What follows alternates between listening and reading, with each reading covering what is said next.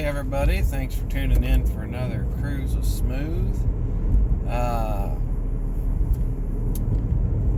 Going back to my 9-to-5 job for the first time in just about 2 months. Our last day of work when all this pandemic got started was the 19th or 20th of March. And it's now the 18th of May, so close enough.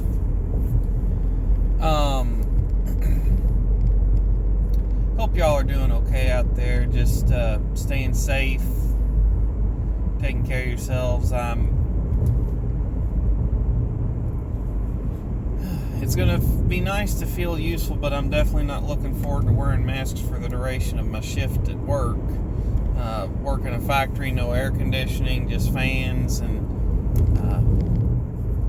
you have to wear safety glasses or your prescription glasses. I've got prescription safety glasses ordered, but they're not in yet, so anyway,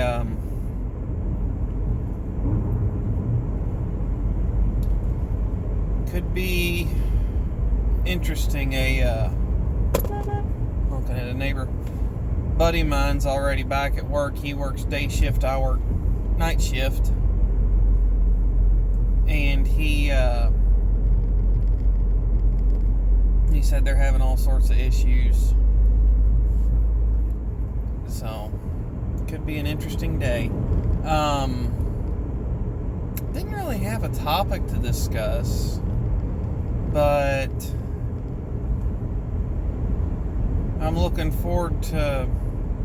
I'm definitely looking forward to normal again. This has been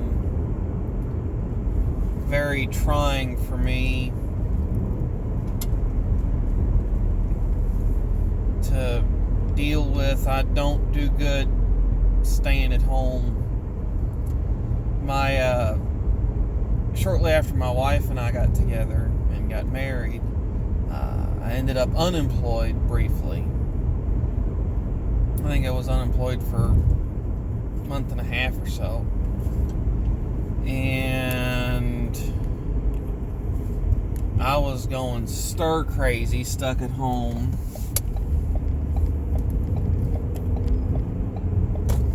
So I eventually ended up just hanging out with a buddy of mine who was working as a contractor just to do stuff. Just felt good to be busy with my hands. So anyway, I was supposed to meet up with Danny the other week and go on his show. I'm no expert, but he had a massive computer malfunction that prevented us from getting together. He's got to get a couple new parts for his computer. He had a hard drive go nuts. He's got a separate disk for storing the shows, so he didn't lose anything, but his computer's currently a paperweight with digital information stored in it, so he doesn't have any use out of it right now. So he's got to get a new hard drive and a copy of Windows to get rolling again. So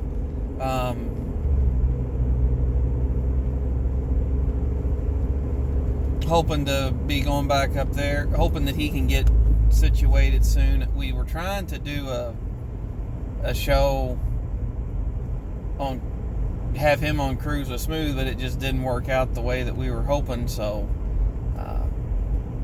I'm just hoping to get in touch with him soon, and he can get his, if he can get his stuff fixed, go back up there and do that.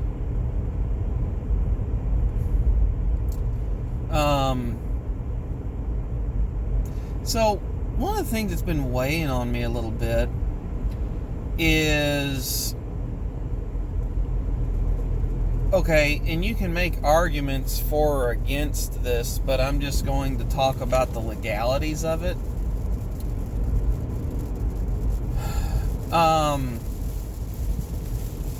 Governor in my state was looking like he was going to be pretty hard on churches when they reopened. Holding them to a ridiculous standard of cleaning. As a case in point example, he wanted only one person in a restroom at a time, and then after that person left, the restroom would be cleaned and sanitized before the next person went in. So here's what irritated me. First off, there's a separation of church and state where the federal government of the United States cannot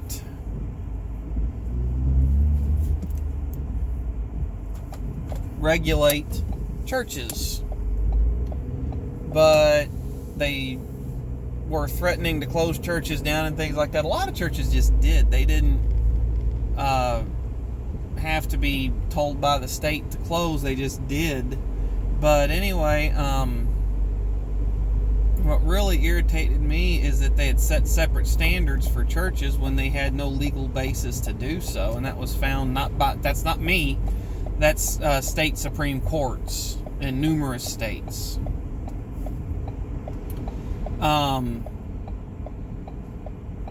But that was overturned, and churches do not have to adhere to standards outside of what anybody else is adhering to, and they can run their church as they see fit. So, something else that I've discovered the other week, a fellow podcaster recorded all this. He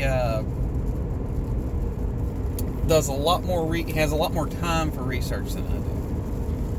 He was on Senate.gov and found out some interesting things. The coronavirus aid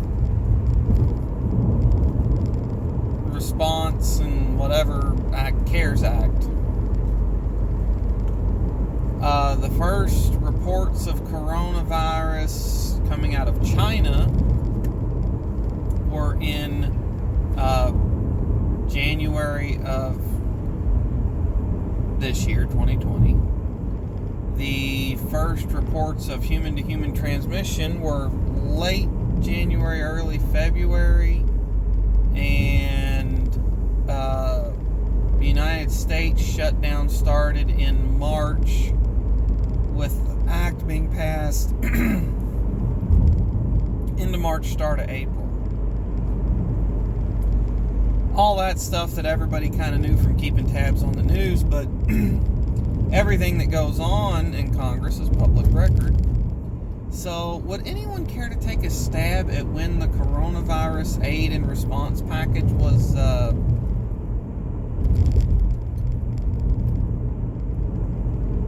pinned, like written into legislation? What would be given to who, and all that, all the stuff of that bill figured out? It was voted on in late March or early April.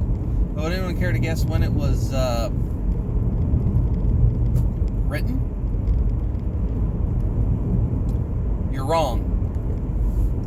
January 2019. So basically a year before we even knew about this virus in China, much less anywhere else, this thing was written. That makes my eyebrow do funny things when I think about that. So, I don't know what to think about that. I can tell you this. There's not a huge number of conspiracies that I like as far as where they explain everything, but there's some that poke big enough holes in the official story that make me just go,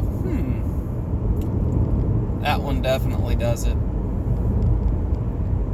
You could spin that 1,000 ways on how how or why that was written a year ahead of it being passed, a year and months ahead of it being passed. Why the government would need to do that. So, interesting stuff for sure. I don't know why they would have done that, but definitely makes me scratch my head. So, anyway, I reckon that's about all I got. I hope y'all are staying safe, staying out of trouble.